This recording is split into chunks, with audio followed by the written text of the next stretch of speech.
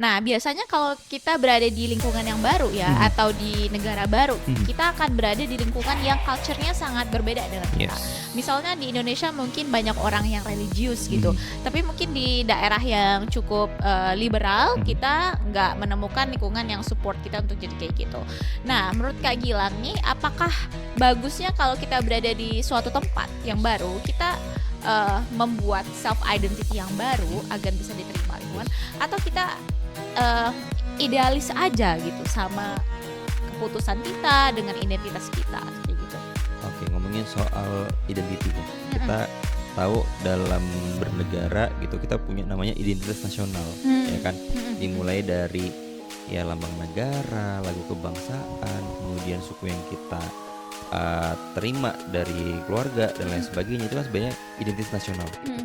Nah, ketika kita berada di luar negeri atau misalnya ketika kita beradaptasi dengan lingkungan yang baru, apalagi kita ngomongnya soal lintas global gitu ya, maka kita juga harus memahami kita nggak bisa idealis, kita nggak bisa yang sistemnya ikutin semuanya terus kayak kita deh, maunya kita gitu. Karena ketika misalnya kita nggak ngikutin yang seperti itu, maka bersiaplah untuk kemudian mendapatkan penolakan atau perlawanan dari pihak lain yang ngerasa bahwa ini orang kok nggak adaptif ya, ini orang kok nggak bisa nempatin diri ya. Nah, kuncinya lebih ke arah penyesuaian diri. Kemudian juga melihat lingkungan sekitar dengan cara mengenal lebih dulu, entah itu baca, entah itu belajar, atau misalnya entah itu cari informasi. Itu penting banget Mbak Irma. Karena ya Mbak Irma mungkin lebih experience-nya di situ lebih banyak ya, karena misalnya Mbak Irma udah pernah tinggal di negara luar gitu ya, untuk dalam jangka waktu yang lama kan, itu kita yang beradaptasi kan. Padahal sebenarnya kita punya identitas kita nggak berubah. Betul. Tapi kita menyesuaikan dengan kondisi di lapangan. Halo semuanya, kembali Halo. lagi di podcast Si Berman. Siniar Berbagi manfaat. mencermati dunia. Menemukan makna. Hari ini kita akan bahas sesuatu yang relate banget nih sama kita semua, yaitu kita akan bahas jadi diri sendiri or be yourself. Is it still relevant? Masih relevan nggak ya? Oke, menarik. Mbak Irma, Ya. kalau misalnya tadi ngomongin soal jadi diri sendiri, Mbak Irma nih, saya mau nanya dulu. Ya. Mbak Irma sendiri tuh dalam kehidupan sekarang nih, di umur sekarang gitu, bisa nggak dibilang bahwa Mbak Irma itu di fase jadi diri sendiri? Saya jujur sudah menjadi lebih diri sendiri daripada ketika saya masih 20 tahunan kayak gitu. Karena waktu 20 tahunan saya tuh masih mencari jati diri gitu lah ya, in life quarter life crisis, masih mencari sebenarnya saya itu maunya apa. Dan sekarang di fase 30 tahunan, kalau saya pribadi saya lebih menjadi diri sendiri daripada beberapa tahun sebelumnya. Kalau Kak Gilang gimana? Kalau saya melihatnya untuk sendiri-sendiri ya, menjadi diri sendiri setengah-setengah. Aduh, gimana tuh? Karena ada akhirnya tuh saya nggak bisa menjadi diri sendiri di tengah kondisi orang-orang yang memang menuntut profesionalitas gitu, ya kan? Apalagi di dunia kerja ya. Di dunia kerja itu kadang-kadang kita harus pasang topeng nih, atau pasang persona kita yang lain. Tapi saya bisa jadi diri sendiri itu ketika justru pas lagi sendiri atau memang lagi me time. Oh, iya gitu. iya. Karena sebenarnya kan kalau orang tuh bisa lihat dia tuh aslinya gimana tuh pada dia sendirian kan. Nah, betul. itu. Jadi kayak misalnya pas momen mungkin lagi bengong atau misalnya lagi sendiri deh, ngabisin waktu sendiri tuh, itu baru ngerasa jadi diri sendiri. Sedang tidak di publik ya. Betul. Kalau menurut Kak Gilang sendiri, kita kan biasanya punya self image ya, atau public image. Yes. Nah, itu dampaknya gimana sih? Apakah lebih positif atau mungkin lebih negatif konotasinya untuk saat ini? Oke. Ini pertanyaan awal udah berat. Cukup berat ya, Ya. teman-teman. Oke, jadi ini identik sama namanya self branding atau personal branding ya. Yep. Nah, kalau ngomongin soal self branding itu nggak ada salahnya untuk orang-orang itu melakukan self branding atau personal branding. Karena konteks self branding atau personal branding itu lebih ke arah kita itu sebenarnya bukan untuk cari perhatian atau misalnya caper, atau ya sama aja sebenarnya, caper cari perhatian sama aja. Atau misalnya pencitraan. Yep. Tapi personal branding itu lebih menunjukkan ini loh aku yang asli seperti apa. Karena nanti pada akhirnya akan kelihatan kok kalau misalnya orang itu palsu di media sosial sama orang yang aslinya memang seperti itu tuh kelihatan banget, Mbak. Dan itu bisa dirasakan dengan vibes-nya. Vibes-nya. Iya, jadi kayak misalnya contoh nih, ada orang yang di media sosial tuh pembawaannya ceria banget gitu Ceria, kan, ya. segala macam. Tapi pada saat kita ketemu langsung sama orangnya, oh ternyata dia emang gitu ya. Ternyata tidak seceria itu Tidak ya. seceria itu atau bukan atau bahkan sebaliknya. Dia tuh di media sosial tuh kayak anteng, kalem, tenang, diem gitu ya. Ternyata pas di luar dari kamera atau di luar dari media sosial, dia tuh humble banget. Hmm, Nah, itu bisa jadi kan ya seperti itu. bisa jadi. Nah, tapi yang jadi poin utamanya adalah kalau misalnya kita mau lihat seseorang itu aslinya seperti apa, ya memang sebaiknya kita melihat pada feeling sebenarnya, Feelingnya ya. feelingnya kita gitu. Karena kita punya hati kecil ya, atau misalnya hal yang kalau misalnya dibilang orang tuh kita punya bukan insting tapi feeling, Ya. feeling yang orang ini tuh kayaknya jujur atau enggak ya, orang ini Ya. tuh dia membohongi publik atau gimana ya, itu kan Iya, kita iya. bisa lihat ya, bisa menilai. Kita sebenarnya bisa merasakan ya teman-teman seberapa jujur dan genuine seseorang dan Betul. niatnya gitu ya. Iya. Saya Oke. setuju sih. Tapi kalau misalnya Mbak Irma, nih tadi kan saya udah ngejelasin ya soal di dunia itu banyak banget tipikal orang. Ada yang benar-benar aslinya seperti itu, ada juga yang antara di media sosialnya atau di depan layar dia begini, ternyata di belakang beda gitu. Ya. Mbak Irma pernah nggak ketemu pengalaman orang yang ternyatanya di dunianya tuh palsu banget sama yang apa yang dia tampilin di media sosialnya? Ini menarik nih. Beberapa minggu yang lalu saya pernah bertemu sama seseorang yang follower Instagramnya cukup banyak. Itu bisa kayak puluhan ribu nih teman-teman. Dan di Instagramnya tuh beliau sangat charming, sangat fun, happy. Tapi di dunia nyatanya ternyata agak lugas ya orangnya. Jadi agak sedikit beda. Nah, tapi saya juga ada pelajari beberapa public figure lainnya. Beliau itu bisa dibilang sahabat semua artis saya. Mungkin teman-teman tahu almarhum Vidi Aldiano ya. Tahu. Nah, itu setelah saya telaah gitu, beliau itu sangat genuine gitu, nggak cuma di sosial media, tapi juga sehari-hari benar-benar genuine sama teman-temannya gitu sih. Saya punya pertanyaan nih Kak Gilang. Boleh. Apakah menurut Kak Gilang dari perspektif HI mungkin ya dan seorang dosen, personal branding tuh penting gak sih untuk kita miliki sebagai generasi muda saat ini? Oke, ini udah spill ya nih soal pekerjaan ya, Mbak Irma. Oke, jadi kalau misalnya sebagai dosen, pertanyaan personal branding itu penting ya atau gimana, Mbak Irma? Tadi Iya, pertanyaannya. penting gak sih Oke. sebenarnya Kalau ditanya membangun personal branding sebagai dosen itu gini, ibarat kita itu punya yang namanya karir akademik, Yep. gitu kan ya. Kayak dosen itu dikenal di halayak luas ya dengan penelitian, pengabdian, dia mengajar seperti apa gitu ya. Tapi terlepas dari itu, kayak contohnya saya itu tetap harus mau nggak mau berdedikasi terhadap kampus dan di luar kampus juga gitu ya, kayak ikut project dan lain sebagainya. Nah, cuman yang harus dipahami bahwa dosen itu juga manusia gitu. Iya. Dosen itu tidak selamanya apa yang dicitrakan gitu ya sebagai orang yang sangat mulia atau misalnya pinter banget, bener nggak juga gitu.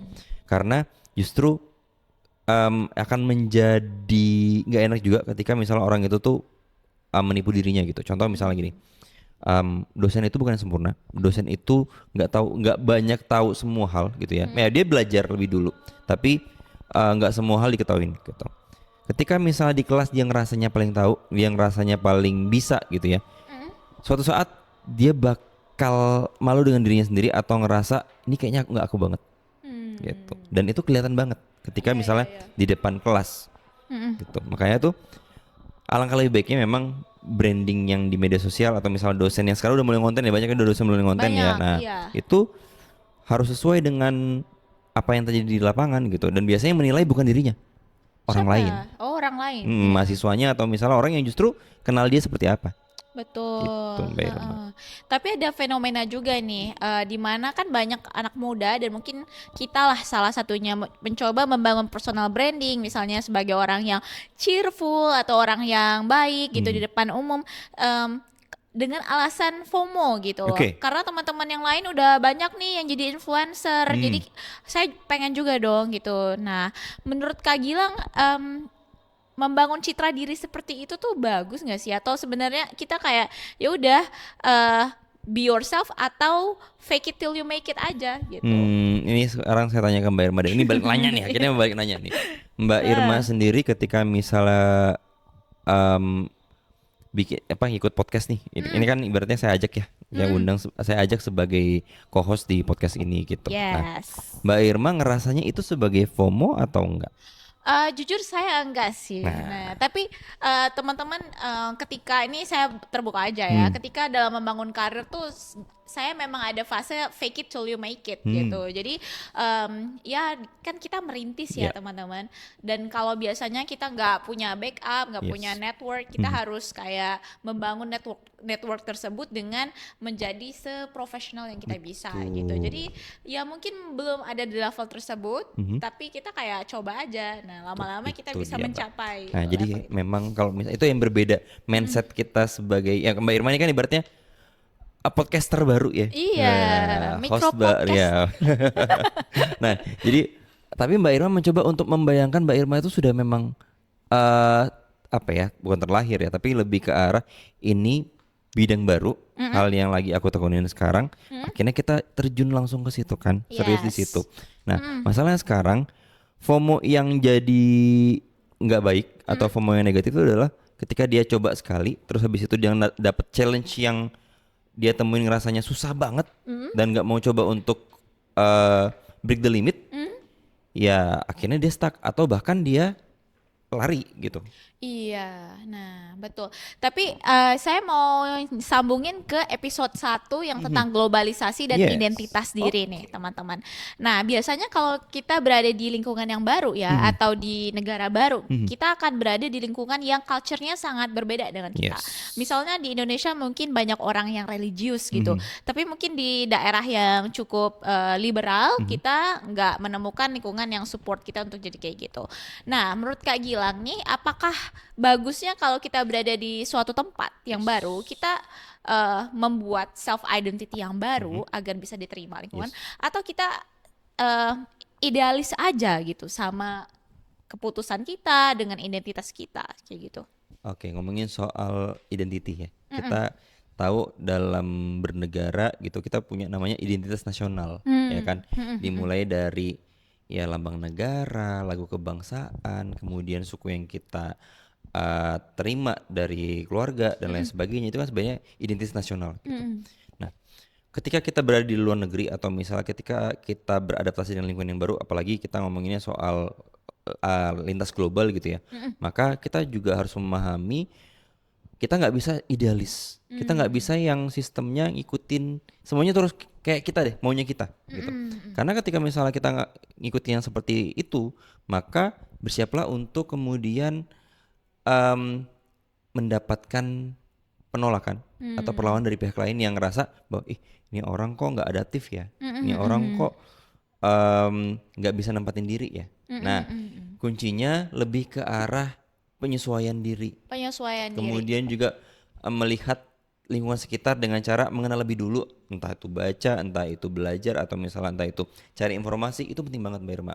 Karena ya Mbak Irma mungkin lebih experience-nya di situ lebih banyak ya, karena misalnya Mbak Irma udah pernah tinggal di negara luar gitu ya, untuk udah lama jangka waktu yang lama kan, itu kita yang beradaptasi kan. Padahal sebenarnya kita punya identitas, kita nggak berubah, tapi kita menyesuaikan dengan kondisi di lapangan. Betul, betul. Tapi ada beberapa hal juga yang harus kita garis bawahi sebagai identitas kita yang core, yang mungkin nggak bisa terlalu banyak dirubah ya. Misalnya kayak mungkin teman-teman yang beragama tertentu, misalnya kan ada misalnya mungkin teman-teman nggak mau minum atau mungkin nggak mau bergaul dengan lingkungan tertentu misalnya. Nah mungkin itu harus dikomunikasikan aja di tempat yang baru, dan teman-teman yang lain juga mungkin harus tahu gitu. Jadi saya pernah nih, pengalaman saya pas hari pertama saya ketemu teman-teman saya di US, saya langsung bilang sama mereka, maaf aku nggak bisa, yang pertama makan babi, yang kedua nggak bisa minum ya. Gitu. Dan mereka mencoba nanya sih, kenapa sih kamu nggak bisa kayak gitu. Nah saya coba jelasin dari scientific, tapi di itu nih dibang terus sama mereka ya gitu kan, dengan argumen sains Argumen, lagi. Nah, yes. sampai suatu hari saya bilang nggak bisa aja karena memang alasan keyakinan dan alasan kesehatan. Akhirnya mereka terima. Ya, dan akhirnya mereka oke, mereka terima Oke. gitu. Nah sekarang Mbak Irma, saya itu mau nanya gitu kan ya. Kan ketika Mbak Irma di luar negeri itu pasti ada perasaan takut tertinggal, Yes. ya kan? Entah itu takut tertinggal dengan tren yang ada di negara asal atau bahkan di negara yang sekarang ditempatin gitu. Nah Mbak Irma gimana caranya untuk Mbak Irma sendiri menghadapi masalah tersebut? Karena kan zaman sekarang apalagi anak-anak muda zaman sekarang itu ngerasa bahwa ya tadi fear of missing out ya. Yes. Gitu. Dia takut tertinggal tapi sebenarnya itu dia tuh ditanya ketika kamu takut tinggalin apa sih? Dia nggak bisa jawab. Kalau saya pribadi, saya harus punya pemisah nih antara yang baik dengan yang buruk. Nah, kita takut ketinggalannya di hal-hal yang bagus atau yang buruk. Kalau yang ketinggalan di hal buruk ya nggak apa-apa ya. Misalnya teman-teman nggak cocok minum, terus teman yang lain minum. Nah, kita left out, nggak ikut party ya, it's okay kayak gitu kan. Tapi kalau di hal-hal yang bagus, misalnya mungkin kalau orang Amerika itu mereka sangat aware terhadap teknologi gitu ya. Nah, jadi di hal tersebut ya saya nggak mau ketinggalan juga dong untuk aware di bidang teknologi kayak gitu. Dan mungkin teman-teman Indonesia yang lainnya sering menghadapi kondisi di mana kalau kita kuliah di luar negeri itu teman-teman kita sangat terbuka, sangat berani untuk Yes. stated their opinion. Nah, dan orang Indonesia tuh punya kecenderungan untuk malu gitu meskipun tahu. Nah, di situ saya nggak mau ketinggalan dong untuk lebih confidence juga. Oke, itu hal positifnya Mbak ya. Pokoknya teman-teman boleh FOMO untuk hal-hal positif, tapi kalau hal-hal negatif dan bertentangan dengan idealisme core-nya teman-teman, misalnya dalam beragama atau nilai-nilai keluarga, kita boleh dengan pede bilang no gitu. Catat ya teman-teman ya. Jadi selama itu FOMO-nya untuk hal yang positif nggak masalah, tapi untuk FOMO negatif atau FOMO yang sekiranya itu sebenarnya nggak harusnya dikejar banget kok. Itu mungkin masih bisa ditunda atau dipikirkan terlebih dahulu. Karena memang ujung-ujungnya kita tuh hidup harus lebih wise ya, lebih bijak ya Mbak. Yes, gitu sih. Nah, Mbak Irma, ini ngomongin soal ini yang sekarang lagi naik daun atau bahkan 5 tahun 10 tahun belakangan itu Indonesia itu dikit-dikit mental health. Iya, betul-betul. Ya kan? Kita ngomongin soal mental health ini kaitannya sama ya jadi diri sendiri gitu ya. Yes. Karena kalau orang nggak jadi diri sendiri tuh biasanya dikit-dikit mental health, dikit-dikit dikaitkan sama aku anxiety nih dan segala macam gitu. Nah, Mbak Irma melihat fenomena itu seperti apa? Sejujurnya saya ngerasa dan saya menilai ya, awareness tentang mental health yang semakin meningkat di kalangan generasi muda itu sangat bagus sih. Karena zaman dulu kan orang-orang mungkin punya masalah mental health ya, tapi nggak berani untuk terapi, nggak berani bilang, atau cowok-cowok selalu terkurung dalam toxic masculinity gitu. Padahal mereka juga harus punya wadah dong untuk cerita itu. Nah, jadi menurut saya bangga sih sama anak-anak yang bilang, saya punya anxiety nih, atau saya nervous nih, saya nggak bisa diginiin, nggak apa-apa. Nah, yang penting kita kayak mencoba cari cara untuk menyelesaikan masalah tersebut gitu sih. Itu kalau menurut saya pribadi. Kok menurut Kak Gilang gimana?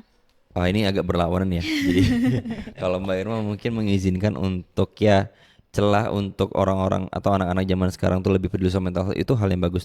Kalau saya itu lebih condong ini sebenarnya ya nanti bakal jadi perdebatan ya. Anak-anak sekarang jadi mentalnya agak sedikit lemah. Strawberry generation. Yes, strawberry generation. Strawberry kan ibaratnya dipencet dikit gitu kan udah langsung rusak kan. ya, gitu. fragile ya. Fragile ya. Nah, kenapa Mbak Irma seperti itu? Karena gini, di tengah zaman yang volatil, di tengah zaman yang kita penuh dengan ketidakpastian gitu ya. Kita secara tidak langsung mental itu diuji banget. Betul. Gitu. Kayak contoh misalnya ekonomi, kemudian keamanan, politik sekarang ya kan, Yes. kemudian lingkungan, itu semua kan gak ada yang pasti nih. Betul. Bahkan hari ini kita bisa makan ini, besoknya belum tentu kita bisa makan lagi dan lain Iya. sebagainya gitu kan. Hal-hal yang seperti itu kan ya saya bilang penuh ketidakpastian. Nah, Betul. ketika kita dibiasakan dengan aku dikit mental health nih, atau misalnya dikit-dikit kayak gimana ya kalau misalnya gini, gimana ya kalau gini, overthinking akhirnya. Nah, itu sebenarnya kita sendiri melawan mental kita gitu. Mental kita tuh berupaya untuk bertarung di kepala kita yang sebenarnya tuh itu belum kejadian.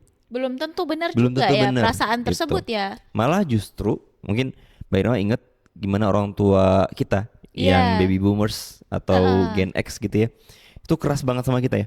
Iya. Nah, karena ya memang kalau kita lemah secara mental, otomatis pertama kita pasti bakal males. Atau misalnya kita ada kerjaan susah banget, atau PR dulu ya, zaman dulu PR ya, zaman dulu PR susah banget, tapi kita nyerah gitu.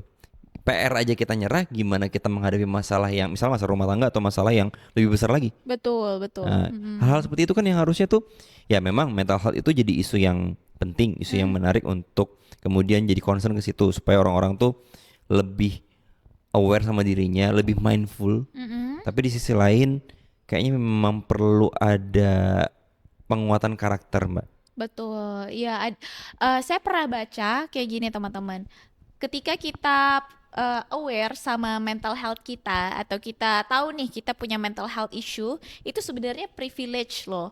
Mungkin kenapa? Karena mungkin orang tua kita dulu juga menghadapi isu yang serupa dengan kita, cuma mereka nggak ada waktu untuk mencari jati diri misalnya, atau mikirin apakah mereka tuh punya anxiety atau enggak. Nah, jadi itu adalah sesuatu yang harus kita syukuri ya saat Betul. ini ya, karena kita bisa gitu loh, dan bisa mengakomodir, mungkin mencari terapi. Dan benar juga kata Kak Gilang, jadi saya pernah dinasehatin sama, saya pernah ambil sesi terapi beberapa Oke. kali. Nah, jadi di sesi itu saya cerita tentang masalah-masalah saya kayak gitu. Dan terapi saya itu bilang gini, apa yang kamu pikirkan itu masih ada di kepala kamu aja, they are not real gitu. Yes. Mereka belum terjadi dan nggak benar-benar terjadi. Benar. Nah, jadi kita bisa menekan hal tersebut dengan membedakan mana yang real, mana yang enggak. Karena kalau Betul, kita terlalu ikutin pola Yes. pikir itu, misalnya teman-teman punya kecenderungan untuk skizofrenia, dan teman-teman jangan takut misalnya jika punya kecenderungan seperti itu, karena ada riset yang membuktikan hampir separuh orang di Chicago di Amerika Amerika itu Serikat. punya kecenderungan untuk skizofrenia. Jadi ada banyak banget ya teman-teman yang punya masalah tersebut, tapi hal itu tuh bisa dialihkan dengan hal yang positif. Misalnya kita bisa bahas itu, kita Yes. ceritakan, Yeah. kita keluarkan, dan ingat itu hanya ada di kepala kita gitu. Makanya kalau misalnya di luar negeri itu ada semacam kayak perkumpulan gitu ya, Mbak. Ya, betul. Iya, kayak semacam orang-orang yang punya masalah yang sama, yuk cerita yuk. Yes, betul. Itu Dan budaya yang bagus ya sebenarnya. betul. Dan jangan takut kalau misalnya ada masalah mental health untuk mencari pertolongan atau cerita sama psikolog, karena psikolog itu akan bertindak kalau nggak salah sebagai cermin gitu loh Kak Betul. Gilang, untuk mengeluarkan unek-unek atau Unek-unek. hal yang nggak pernah kita Yes, bahas bener. sebelumnya gitu. Mbak, tapi saya sepakat ya dengan Mbak Irma yang bilang bahwa pressure itu privilege, karena ini sesuai dengan Dokter Gia yang lagi Oh, trending iya. ya, yang lagi trending, Dokter Gia versus Dokter Tirta itu ya. Nah, di satu podcastnya dia bilang kalau misalnya pressure itu ternyata privilege gitu, karena kalau misalnya itu kita nggak bisa hadapin gitu ya, kita bakal kalah. Tapi kalau misalnya kita bisa menghadapi itu, berarti kan kita lulus ujian. Betul. Ya kan, karena ya baik lagi nih menurut keyakinan kita berdua gitu ya, kan Tuhan atau Allah itu kan tidak akan pernah menguji hambanya di luar dari batas kemampuannya ya. Yes, Nah, yes. termasuk ya kita ini kadang ya tadi bilang benar kata Mbak Irma, ketakutan-ketakutan itu tuh belum terjadi. Ketakutan-ketakutan itu masih ada di kepala kita. Kalau kita berpikirnya positif, nah ini ada Mbak, saya dengerin podcast waktu itu saya lupa ya, Kipots gitu ya. Nah jadi kebetulan waktu itu bareng sama seorang psikolog juga, saya lupa namanya. Tapi yang jelas dibilang gini, coba deh kita pakai pola terbalik gitu, di reverse pola pikirannya. Kalau kita biasanya gimana kalau gagal, nah tapi kita balik, gimana kalau berhasil. Betul. Gimana kalau berhasil? Yes. Terus misalnya kayak gimana kalau lama, misalnya gitu kayak antri misalnya gitu, ih lama nih gitu kan. Gimana kalau Gimana kalau cepet, ya kan. Nah hal-hal seperti itu yang akhirnya mengubah persepsi kita gitu. Kalau ngomongin soal ya tadi mental health gitu ya. Jadi baik lagi mental health itu larinya memang jadi pressure. Mhm, Tapi ketika kita bisa melewati itu semua, ya mhm. tadi dengan tentunya dengan uh, konsultasi ke psikolog, kemudian juga cari teman untuk berbagi gitu ya. Yes. Nah, maka kita bisa lulus ujian. Betul, wow, luar biasa sekali ya. Saya mau nanya dong Kak Gilang, kan kakak ini udah terbiasa di dunia korporat, dunia orang kerja. Pernah nggak sih ketemu momen ketika ketemu orang-orang yang suka cari muka gitu ke atasan? Dan gimana sih cara kita ngelihatnya? Apakah risih atau gimana atau biarin aja gitu?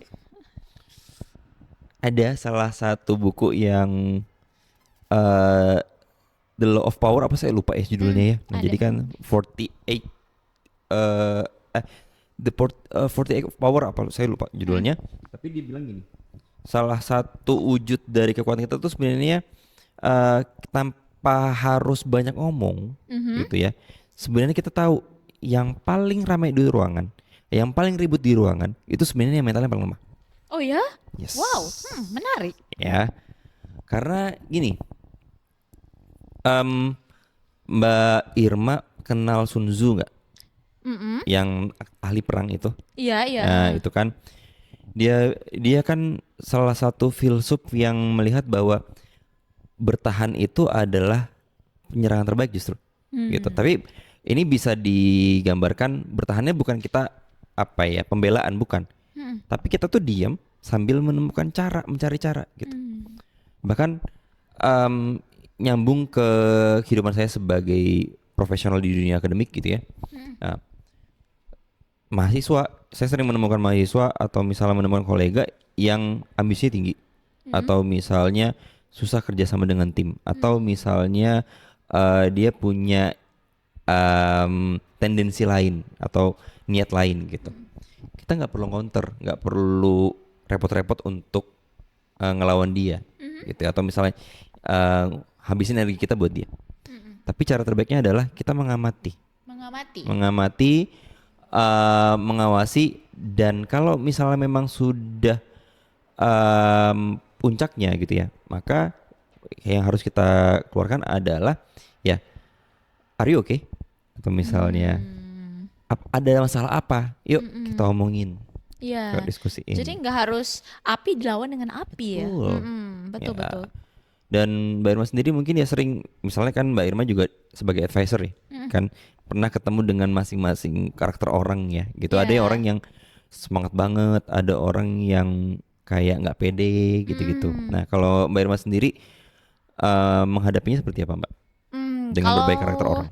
saya tetap jadi diri sendiri, tapi tetap versi yang terbaik dari diri sendiri itu ya gitu. Jadi ya mencoba memahami aja kalau orang itu punya karakter yang berbeda-beda karena karakter yang berbeda-beda itu yang buat tim kita jadi lebih berwarna Hmm. gitu. Dan em, ada kata-kata yang bagus nih Yes. di dunia yang penuh dengan orang-orang dominan atau orang-orang yang pengen didengar, Mhm. kita bisa jadi leader yang mendengar atau tim player yang baik Betul. gitu. Jadi suatu tim itu nggak akan bisa berjalan kalau Mhm. semuanya tuh mau bersuara, teman-teman. Nah, tapi kita bisa jadi supporter yang baik. Nah, gitu. Oke. Nah, Mm-mm. tapi Mbak Irma gini deh. Ini pertanyaan yang mungkin sudah sedikit penghujung ya Mbak Irma. Mm-mm. Em, Mbak Irma ini sebagai salah satu pemimpin juga gitu ya, pemimpin di tim gitu. Mbak Irma pernah nggak sih ngerasa bahwa jadi diri sendiri itu kadang-kadang itu ada istilah nggak enakan sama tim atau misalnya, nih aku nih karakternya gini nih, Mm-mm. tapi orang lain tuh kadang-kadang nggak bisa terima. Terus Mm. akhirnya Mbak Irma nggak enak dan itu pengaruh sama kinerja Mbak Irma. Hmm, mungkin dulu ya, waktu masih 20 tahunan awal gitu. Misalnya mungkin saya cenderung terlalu pendiam atau terlalu pemalu gitu. Dan jadinya ada beberapa kebutuhan atau keinginan yang tidak tersampaikan atau tidak terkomunikasikan gitu. Tapi ya kita coba balancing aja sih. Jadi kita harus yang pertama itu teman-teman, kita harus kenali dulu diri kita tuh kayak gimana. Kalau misalnya kayak saya gitu kan pemalu gitu, kita bisa lebih speak up atau lebih aktif gitu. Atau kalau mungkin kita terlalu banyak ngomong nih atau terlalu dominan. Nah, mungkin teman-teman bisa lebih dengerin gitu. Jadi yang pertama kenalin diri sendiri dulu. Yang kedua coba untuk komunikasikan dengan baik gitu, dengan asertif, dengan nggak apa ya, nggak high tone, nggak baperan kayak gitu. Dan satu hal lagi yang saya pelajari adalah don't take it personally gitu, karena mungkin orang-orang biasa cuman ngomong aja atau mereka cuman having a bad day Yes. gitu, tapi nggak bermaksud menyerang kita gitu.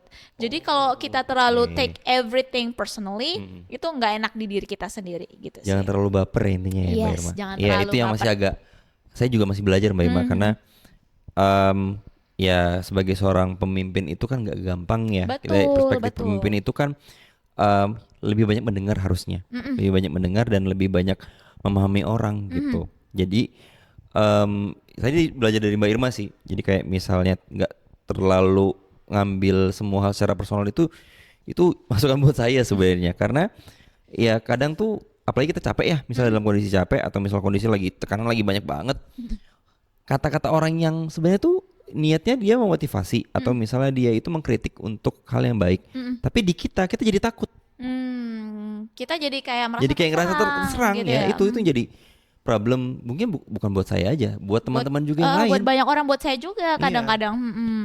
Gitu sih, jadi ada beberapa hal yang saya ingat-ingat gitu ya, mungkin bagi kita kita kayak merasa the main karakter gitu kan, karena memang setiap orang ditakdirkan kita kayak ngerasa aktor utama gitu di kehidupan kita, tapi mungkin orang lain nggak se apa ya, nggak se perhatian itu mungkin ya, sorry that's the harsh reality. Mungkin nggak sebaperan itu ke Iya. kita atau nggak sejahat itu gitu ke Oke. kita, so don't take it personally. Oke Mbak Irma, ini saatnya kita menyampaikan closing statement Ya. gitu ya. Tadi Mbak Irma bagus banget di bagian terakhir itu. Saya jadi kepikiran untuk ini ada quote dari Pak Farudin Faiz. Jadi beliau itu dosen juga dan juga filsuf juga gitu ya. Beliau tuh pernah bilang, kamu itu jangan terlalu ngerasa dirimu tuh penting. Hmm. Karena sebenarnya kamu gak sepenting itu. Wow. Ya kan? Celup. Oke, jadi kayak misalnya kita ngomongin soal jadi diri sendiri. Jadi diri sendiri tuh bagus gitu. Bagus, betul. Tapi jadi diri sendiri yang mementingkan kita di atas orang lain atau misalnya kita ngerasa lebih dari orang lain, itu yang salah. Atau itu yang perlu dikoreksi. Karena ujung-ujungnya jadi diri sendiri kita ini tujuan untuk apa sih? Apakah kita punya prinsip? Kalau punya prinsip oke lah ya. Prinsipnya selama itu positif nggak masalah. Yes. Atau prinsip yang memang tidak menyalahi aturan-aturan yang ada gitu, atau yang memang sudah kita junjung tinggi. Tapi kalau misalnya itu jadi diri sendirinya lebih ke cuek atau misalnya jadi lebih apatis atau misalnya bersikap eh, anarkis atau misalnya kayak nggak peduli sama aturan, nah itu kan jadi diri sendirinya ke arah yang buruk malah. Iya, jadi tetap jadilah diri teman-teman yang autentik, Yes. pertahankan hal-hal positif, tapi tetap adaptif juga ya. Jadi Betul. stay balance. Bener. Oke, kalau Mbak Irma gimana Mbak Irma? Kata-kata terakhir nih untuk Kata-kata nutup. terakhir saya adalah teman-teman harus kenalin sih diri sendiri. Kira-kira hal-hal positif apa aja nih yang kita punya. Itu adalah long term journey ya, jalan panjang selama hidup kita gitu. Dan selalu belajar hal-hal positif yang baru dan tinggalkan aja hal-hal yang gak sesuai dengan prinsip kita gitu. Kalau Kak Gilang apa nih pesan buat teman-teman Cyberman? Pesannya tadi selain tadi mengutip dari Pak Ferdinand Faiz untuk menjadi jati diri sebenarnya jadi diri sendiri ya, menjadi diri sendiri itu sebenarnya tidak harus berpura-pura atau menjadi fake people, fake person, itu justru bakal ngancurin kita. Jadi ya tadi be authentic gitu ya. Cuman jangan terlalu mengagungkan bahwa diri kita itu lebih baik dari orang lain, diri kita itu lebih sempurna. Ya lagi-lagi gambarnya gini, manusia itu kecil banget loh. Manusia itu, kita itu lahir di dunia nih, bumi nih. Bumi itu salah satu planet yang ada di galaksi. Galaksi kita itu Bima Sakti. Iya. Masih ada galaksi-galaksi yang lain lagi. Betul, betul. Di tata surya itu kita kecil banget. Nah, jadi kayak kita ngerasa jadi diri sendiri itu untuk siapa nih? Gitu. Ya kalau misal amannya sih untuk kebaikan diri kita sendiri ya. Karena hal yang bisa kita lindungi untuk kebaikan kita ya Siapa lagi kalau bukan kita yang bikin kan? Mm-mm. Bukan orang lain atau misal untuk apalagi untuk cari perhatian dari orang lain. Gitu. Wow, wow, luar biasa sekali ya teman-teman hari ini. Super sekali. Super sekali. Kita udah bahas banyak hal dari hal personal dan profesional juga. Yes. Nantikan podcast di episode berikutnya. Kita akan bahas lebih banyak hal yang seru-seru lagi. Betul. Dan sampai Sampai jumpa di episode selanjutnya. Dadah.